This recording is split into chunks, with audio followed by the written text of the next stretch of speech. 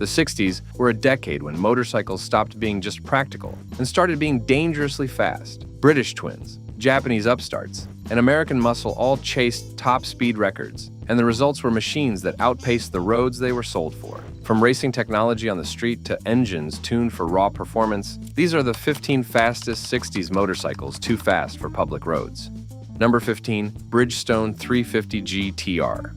Some motorcycles in the 60s turned heads because of their size, while others shocked riders with pure speed. The Bridgestone 350 GTR did both, arriving from a company better known for tires, and proving that a small manufacturer could challenge the giants. For anyone who twisted its throttle, it was clear this was no ordinary middleweight. At its core sat a two-stroke air-cooled parallel twin, displacing 345 cubic centimeters. On paper, it made 37 horsepower at 7,500 revolutions per minute. But the real surprise came when testers pushed it on open roads. Speeds of 95 miles per hour were routine, and with the right conditions, the Bridgestone edged all the way to 108 miles per hour. For a mid-sized motorcycle of the era, those numbers were astonishing. The secret was in its advanced design. Unlike many of its piston port rivals, the Bridgestone 350 GTR used rotary disc valve induction, giving it sharper throttle response and a livelier feel. A 6-speed gearbox kept the engine in its power band, and even offered reversible controls, something rarely seen on a street machine. The unusual neutral at the top of the shift pattern made for an adjustment period, but once mastered, it gave riders an edge in chasing speed. On the road, the chassis seemed ordinary at first glance. A steel twin cradle frame, telescopic forks, and twin shocks at the rear all looked familiar, as did the drum brakes front and back. Yet once underway, the Bridgestone behaved with a precision that caught riders off guard. It was light, responsive, and eager to run at speeds that few public highways could safely contain. Reviewers of the time compared it directly to larger 500s, and some claimed it was every bit their equal. From a brand no one expected, the Bridgestone 350 GTR delivered performance that felt excessive for the street, a machine that proved raw speed could come from the unlikeliest of names. Number 14, Honda CB77 Superhawk. In the early 60s, riders didn't expect much from a 300cc motorcycle. The Honda CB77 Superhawk changed that fast. It wasn't designed to impress on size or sound, it just went quicker than anything its weight class had a right to. At its core sat a 4-stroke air-cooled twin, displacing 305 cubic centimeters. It made 28 horsepower at 9,000 revolutions per minute, backed by 17 pound-feet of torque. But the real story was how it delivered that power. Twin carburetors, a high-revving cam, and a smooth crank layout gave it the feel of a bike built for serious riding. The frame used the engine as a stressed member, giving it stiffness and a planted feel through corners. Front forks were standard telescopic units. Twin shocks at the rear managed road imperfections without drama. Braking came from drums at both ends, and while they weren't oversized, they held up well for the speeds this bike could reach. And it could reach them. On open roads, the Superhawk could hit 104 miles per hour, more than enough to outrun the average family car of the day. In quarter-mile runs, it crossed the line in under 17 seconds. Not explosive by modern standards, but back then, this was quicker than many bikes twice its displacement. Fit and finish didn't suffer either. The paint was clean, the engine cases polished, and the instruments laid out with none of the clutter that filled some British bikes of the time. A push-button electric starter made cold mornings easier. Riders didn't need to wrestle with it to get moving. It didn't make noise for the sake of it. There was no shake, no rattle, just a smooth build-up through the gears and a top-end rush that felt steady all the way through. For its size, nothing else offered the same mix of control and speed. The Honda CB77 Superhawk wasn't trying to be a race bike. It just moved fast, handled cleanly, and stayed reliable at speeds other bikes couldn't hold. That was enough. Number 13, Norton 650 SS Dominator. In an era crowded with fast British twins, few pulled ahead the way the Norton 650 SS Dominator did. It wasn't just the name that suggested speed, it was the numbers. The engine, the gearing, and the frame came together to push past the edge of what most road bikes were capable of in the early 60s. The engine was a parallel twin displacing 646 cubic centimeters, fitted with twin Amal monoblock carburetors, and running a compression ratio of 9:1. Output came in at 49 horsepower at 6,800 revolutions per minute. But what mattered more was how that power was delivered. Torque arrived quickly, throttle response was sharp, and gearing let the engine climb without hesitation. When tested at the Mira Proving Grounds, the Dominator clocked 119.5 miles per hour in one direction. That wasn't an estimate, it was measured. And it wasn't just fast for a British twin. It was fast for anything you could register and ride on public roads. Few other production motorcycles, even those with larger displacements, could match that figure in 1962. The 4-speed transmission used close ratios that kept the engine in its sweet spot. Top gear didn't bog down at highway speed, it pulled. Even in high winds or rolling terrain, the 650SS stayed on pace without falling flat, something many rivals struggled with above 90 miles per hour. Handling kept up with the engine. The featherbed frame gave the bike stability at triple-digit speeds, and the road holder front forks handled corners without flex. Brakes were basic, 8-inch drums at the front and 7-inch at the rear, but they slowed the bike without fade, even after repeated high-speed runs. Weight was moderate, around 434 pounds, which gave it enough mass to stay composed at high speeds without dulling its response. Aerodynamics were minimal, but the low bars and slim tank helped riders stay tucked. Everything on the bike was just tight enough to keep it stable when others would start to wobble. The Norton 650SS Dominator didn't win by out-muscling its competition. It won by being smoother at the limit, faster in real conditions, and more willing to stay pinned long after other bikes had backed off. If you think those were fast, you haven't seen anything yet. The real legends are still coming. Hit like, tap subscribe, and keep watching, because the next machines pushed performance so far, the roads barely kept up. Number 12. Kawasaki H1 Mach 3. When the Kawasaki H1 Mach 3 landed in the late 60s, it wasn't met with quiet approval. It was met with dropped jaws. What looked like a mid-sized machine quickly revealed itself as one of the most aggressive street bikes anyone had ever ridden. Power came from a 2-stroke, air-cooled, triple-displacing 498 cubic centimeters. The layout was compact, but the performance was anything but. It made 60 horsepower at 7,500 revolutions per minute, with torque arriving hard and early. The throttle didn't ease you in, it flung the bike forward, often lifting the front wheel in first or second gear without trying. Weight stayed low, just under 385 pounds, which made the power-to-weight ratio brutal for its time. On paper, that meant a top speed of 124 miles per hour, though real-world runs hovered around 119. In the quarter mile, the H1 clocked in the low 13s, running right alongside motorcycles, with more displacement and far more expensive tuning. What gave the H1 its edge wasn't just raw horsepower. The 5-speed gearbox was tightly spaced, keeping the engine inside its narrow power band. Once the revs climbed, there was no gentle transition. The surge was immediate, and it didn't let up until well past highway speeds. The chassis was light but basic. A steel cradle frame, simple telescopic forks, and twin rear shocks held everything together, but only just. At top speed, it could feel unsettled.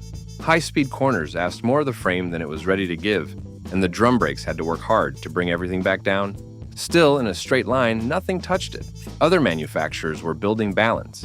Kawasaki had built something closer to a missile. It wasn't elegant, but it was effective. And for riders who only cared about going fast, that was enough. There were faster bikes by the end of the decade. But in 1969, the Kawasaki H1 Mach 3 redefined how brutal middleweight speed could be.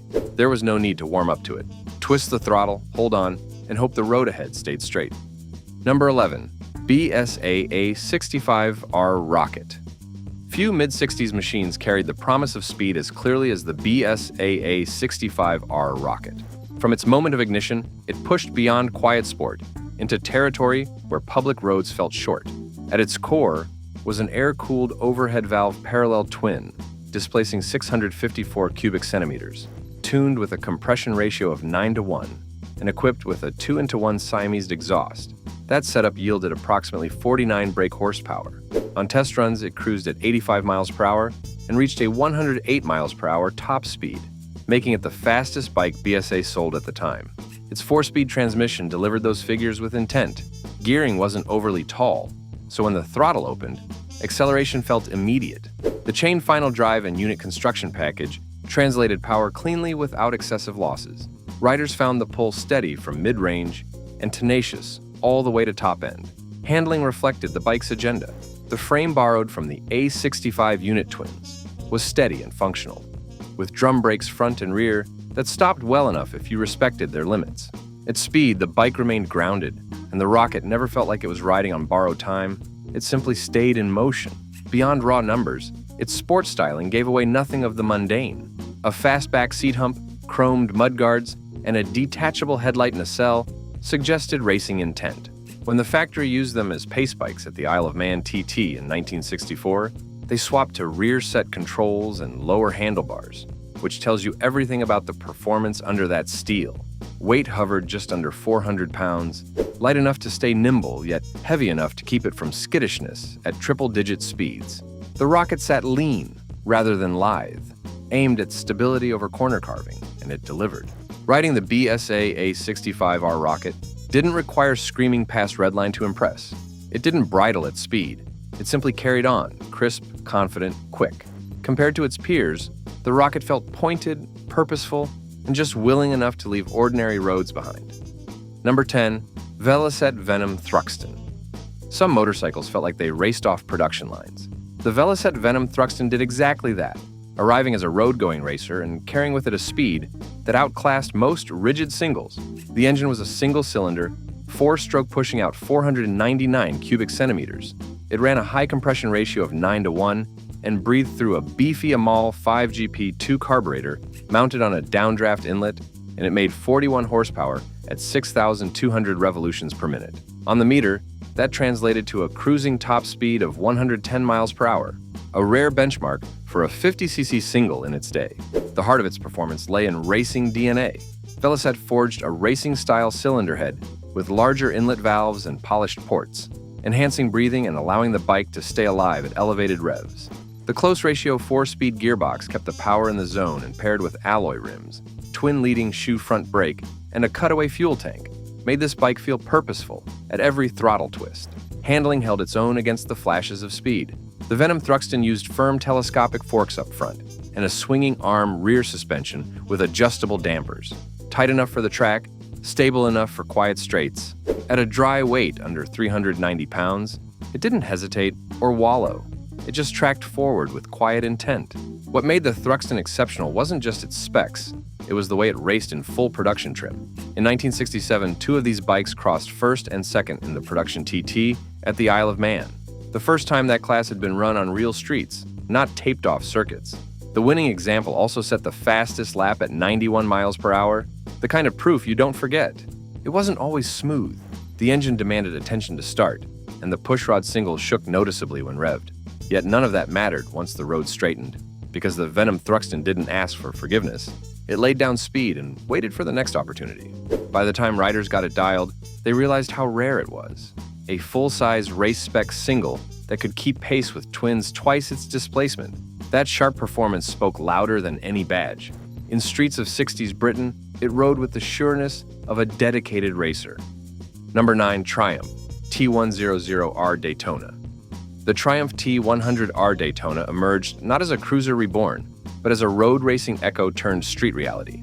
From the moment riders gunned the throttle, it carried the promise of a track bike disguised as a roadster. Its engine was an air-cooled overhead valve parallel twin, displacing 490 cubic centimeters. Working with twin Amal monoblock carburetors, it delivered about 39 horsepower at 7,400 revolutions per minute. Even trimmed to a production format, that twin could push toward 100 miles per hour matter-of-factly, standard running for something that wore mirrors and turn signals. What drove its speed wasn't just power numbers, but how those numbers unfolded. The engine featured refined hemispherical combustion chambers and increased inlet valve size, tuning that transformed its bottom-end tractability into a pronounced surge after roughly 3,000 revolutions. Around that point, the bike stopped feeling like a mild roadster and started behaving like a competitor hungry for straight-line momentum. The 4-speed gearbox backed it with a final chain drive, tuned with close ratios so that advancing through the gears kept the Daytona alive at the top. The feel was deliberate and unflustered. There was no caveman shove, just confident, building speed that demanded space before bending. Chassis and brakes were standard fare, a single down tube frame with telescopic front forks and dual rear coil-over shocks, plus 8-inch and 7-inch drum brakes fore and aft. It wasn't cutting edge, but it was solid. What mattered was how the bike took what the engine gave it. At speed, it worked. Its structure held firm through corners and shrugged off crosswinds. What accelerated the Daytona to legend wasn't just the specs. In production trim, it flew in the mid-100s across flat miles, and and under Gary Nixon's hand in the 1967 Daytona 200, its qualifying pace soared above 135 miles per hour. That was not renown, it was revelation on two wheels. The Triumph T100R. Daytona wasn't built to idle prettily, it was built to outrun expectations. It moved like a race bike pretending to be street legal, demanding both respect and space on every stretch of open road. Number 8. BSA Rocket Gold Star. When performance and tradition collided, it looked like the BSA Rocket Gold Star. It traded pedigree for pace, and once you twisted the throttle, let you feel that distinction instantly. Its heart was a tuned version of the Super Rocket engine, an air-cooled parallel twin pushing out 646 cubic centimeters, with a 9-to-1 compression ratio, a Spitfire cam, and an Amal monoblock carburetor. It delivered a solid 46 brake horsepower at 6,250 revolutions per minute, with racier options like a GP2 carburetor, Siamese exhaust, and a close ratio RRT2 gearbox. Power could edge up toward 50. That kind of output, paired with a frame built from the Gold Star's sporting lineage, gave it real speed. In full trim, it topped out around 111 miles per hour and clocked mid-100s when tuned right. For a production twin in the early 60s, those numbers weren't trivia. They demanded space on the road and respect from mirrors in the rear view. The setup was cohesive. A 4-speed transmission passed power cleanly via chain drive. The lightweight frame was rooted in Gold Star competition DNA, a double down-tube layout that gained race-proven rigidity. Forks were telescopic, the rear had twin shocks, and primed with nimble gearing, it felt tighter and sharper than most larger machines of the day. At approximately 375 pounds, its power-to-weight ratio was keen. At speed, it didn't sag or float. It remained stable in a way heavier rivals only dreamed of. Grace wasn't its aim, held steady. It just proved to be capable and quick. What elevated its performance further was its road demeanor. The engine was dependable, and the delivery linear enough to let you keep pace rather than chase it. Handling leaned more toward a sporting single than a twin. It was responsive, balanced, and never hesitant. In twisty stretches, it carved without drama. On straights, it held onto speed without shaking loose. Few production motorcycles built by the end of 1963 combined racing pedigree, tuned power, and road manners so directly. The BSA Rocket Gold Star wasn't flashy. It was distinct and fast, not because of gimmicks, but because it dared to bring uncompromised engine and chassis synergy onto public roads. Number 7. Honda CB450 Black Bomber. When Honda rolled out the CB440 Black Bomber, it wasn't just trying to build a better motorcycle. It was aiming to overtake the British, not with brute force, but with precision, speed, and control. In an era dominated by large, torquey twins from the UK, Honda introduced a machine that relied on revs, balance, and technical edge. And it worked. The engine was an air-cooled 4-stroke parallel twin displacing 444 cubic centimeters, equipped with dual overhead camshafts, something no other production bike in its class offered at the time. This engineering gave the Black Bomber a redline near 9,000 revolutions per minute, which was exceptionally high by 1960s standards. At peak output, it produced roughly 45 horsepower and delivered around 27 pound-feet of torque. Those numbers translated to surprising road performance. In capable hands, the Black Bomber could hit top speeds of around 110 miles per hour and cover the standing quarter mile in under 15 seconds. Riders who underestimated its size or displacement were often left watching its taillight from behind. More than just power, the Black Bomber was stable when it needed to be. A tubular cradle frame, telescopic front forks, and twin rear shocks weren't groundbreaking on paper, but they worked in harmony. The front end held a firm line through sweepers, and the drum brakes, twin leading shoe up front, offered progressive stopping force. At a dry weight of just over 410 pounds, the bike felt light on its feet, yet planted at triple-digit speeds. The riding experience was raw in places. Vibration crept in through the pegs at idle, and the power band came alive higher in the rev range than many riders were used to. But once up to speed, everything came together. The engine pulled smoothly, the chassis stayed tight, and the entire machine responded with surprising finesse for a twin of its size. The Honda CB440 Black Bomber wasn't loud or brash. It didn't need to be. It simply went faster than it had any right to, and it did so with calm, unshakable confidence. Number 6. Suzuki T500 Titan. By the late 60s, Japanese manufacturers had earned a reputation for reliability. but outright performance was still a field the British and Italians believed they controlled. Suzuki, with the T500 Titan, pushed back with a machine that used simplicity and two-stroke ferocity to quietly break speed expectations. At its core was an air-cooled two-stroke parallel twin displacing 492 cubic centimeters. What set it apart wasn't just the capacity, but the broad, usable torque band and immediate throttle response. The engine delivered close to 47 horsepower at 7,000 revolutions per minute, which, combined with the low overall weight of around 410 pounds, translated into acceleration that caught many larger bikes off guard. Unlike many high-strung two-strokes of the era, the Titan wasn't built for narrow power surges. Instead, the delivery was smooth and steady, with torque building early and carrying confidently into higher revs. That made it not only fast off the line, but more composed when stretching into triple-digit speeds. Top speeds exceeded 105 miles per hour in road conditions, and on longer straights, it had the gearing to push beyond that. The 5-speed transmission was unusually refined for a two-stroke of the time. Ratios were tightly spaced, and upshifts came quickly without bogging the engine. Suzuki's oil injection system, called CCI, allowed clean lubrication without premixing fuel, which meant fewer compromises for sustained high-speed riding.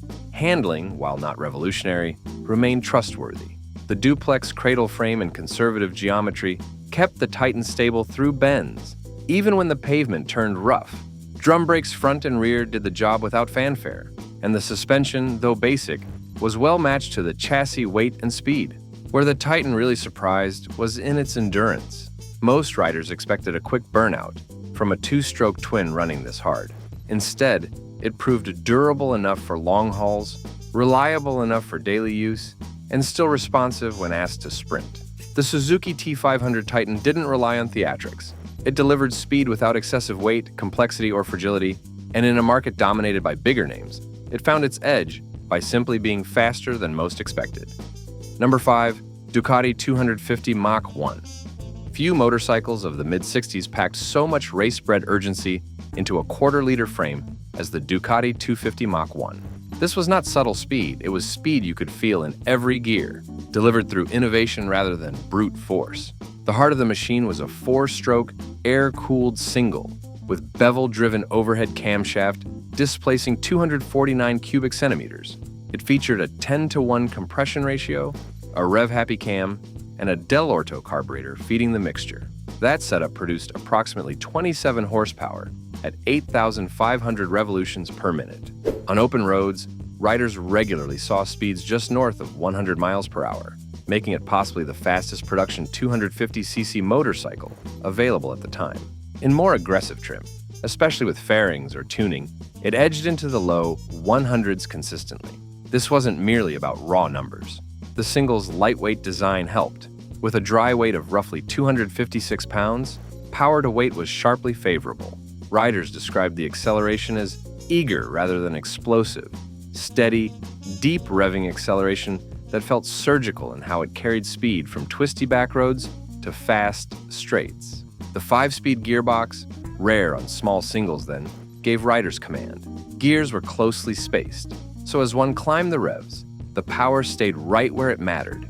Control was part of the sensation. You weren't wrestling it. The Mach 1 simply followed your lead faster than you expected.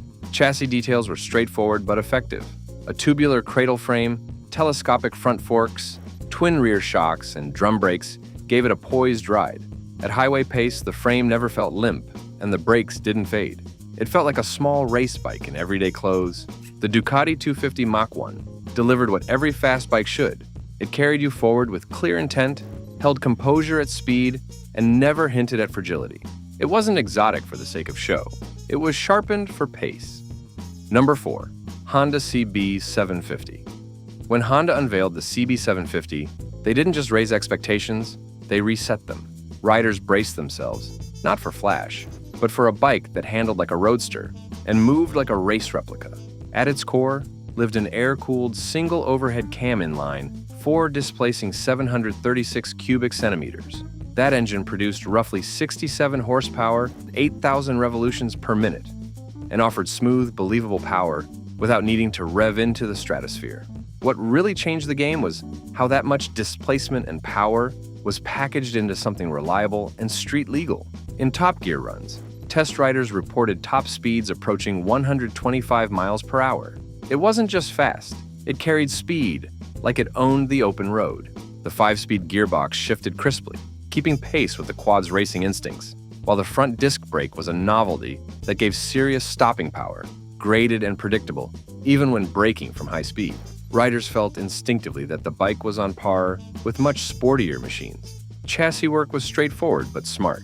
A full double cradle frame, telescopic front forks, twin damping shocks at the rear, and a balance of weight and rigidity made the bike surprisingly ready for fast road riding. The heft, at around 480 pounds wet, kept it planted, and the chassis rarely rattled when speeds crept into triple digits. Everywhere it mattered, the CB750 worked. Power and brakes matched with no drama. Handling leaned more confident than flickable, but it carried speed confidently through corners and into sweeping curves. The exhaust buzz hinted at the 4-cylinder heart, not in a showy way, but in precise feedback. It didn't scream for attention. There was no overt extravagance, just delivery. It didn't need to prove itself. It simply carried pace across highways that were never meant for machines like this, changing expectations for what a production motorcycle could do on the street. The Honda CB750 marked the moment when superbike speed became accessible, and still, on public roads, it felt like something that belonged to a different league entirely. Number 3. BSA Rocket 3. The moment you twist the throttle on the BSA Rocket 3, it doesn't stutter or ask for permission. It just surges forward, powered by one of the most aggressive triples of its time, raw, steady, and unrelenting. Built around an air-cooled overhead valve inline 3 displacing 740 cubic centimeters, the Rocket 3 produced close to 58 horsepower. That figure alone doesn't reveal its true strength. What set it apart was how effortlessly it delivered that power, combining the torque of a twin with the smoothness of a 4. Speed wasn't a byproduct. It was baked into the machine. In controlled settings, factory-prepared variants lapped Daytona at an average of 131.79 miles per hour. Even the street version showed its teeth, with verified top speeds brushing 120 miles per hour, a rare threshold for a production motorcycle in the late 60s. Every element around the engine was built to keep up. The 4-speed gearbox kept the power band usable across town and highway. Dual leading shoe front brakes provided confident stopping, while a steel double cradle frame held everything in place with no drama. There were no luxuries or shortcuts, just hardware that worked when pushed. Weight came in at roughly 468 pounds dry, balanced well enough that the bike didn't feel heavy until you parked it. On the move, it stayed stable at speed and predictable in corners. Unlike some of its twitchier rivals, the Rocket 3 stayed composed even when leaned hard through long sweepers.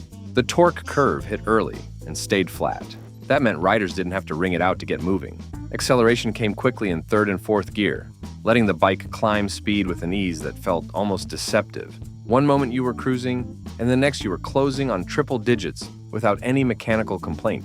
This wasn't a motorcycle that roared for attention. It made its case through confidence, steady delivery, reliable high-speed manners, and an engine that never felt out of breath. British motorcycles weren't always known for outright velocity, but the Rocket 3 didn't care much for limits. It was fast when it mattered, controllable when it counted, and strong enough to carry its speed across miles that other bikes simply couldn't cover as quickly. Number 2. Triumph Trident T15750. The Triumph Trident T15750 wasn't just chasing numbers. It was building a reputation for sustained high-speed performance at a time when most bikes still shook themselves apart trying to get there. Its triple-cylinder engine sat at the heart of everything, an air-cooled overhead valve inline 3 displacing 749 cubic centimeters. It produced just over 58 horsepower at 7,500 revolutions per minute. That figure didn't just live on paper. It translated directly into real acceleration and top-end strength. The Trident was clocked at up to 117 miles per hour in stock trim. In favorable conditions and with minor tuning, it nudged even higher. Quarter-mile times landed just under 13 seconds, and it did so with such repeatability that racers started viewing it as a serious threat to more exotic imports. Transmission options evolved over time, from a 4-speed box to a more refined 5-speed unit that took better advantage of the engine's torque band. Gear shifts were solid, and power delivery stayed linear. aided by triple amal carburetors that kept the fueling tight and responsive. Weighing just under 460 pounds dry, the Trident handled with more agility than expected. The tubular steel frame provided rigidity, and the geometry kept it composed through fast sweepers. Suspension came courtesy of conventional telescopic forks and dual rear shocks, unremarkable in design, but well matched to the chassis dynamics. Where the bike truly stood apart was its character. The triple's exhaust note growled with urgency, but never sounded strained. It wasn't the angry bark of a twin or the scream of a four. It was something altogether smoother and more refined, especially at speed. Few British motorcycles could match its blend of civility and raw performance. Unlike the temperamental twins of the era, the Triumph Trident T1 5750 felt less like a gamble and more like a calculated move into high-performance territory. Its combination of speed, rideability, and engine smoothness marked it as one of the few machines from the 60s that could confidently run with, and often ahead of, the emerging Japanese rivals. Number 1. Norton 650 SS.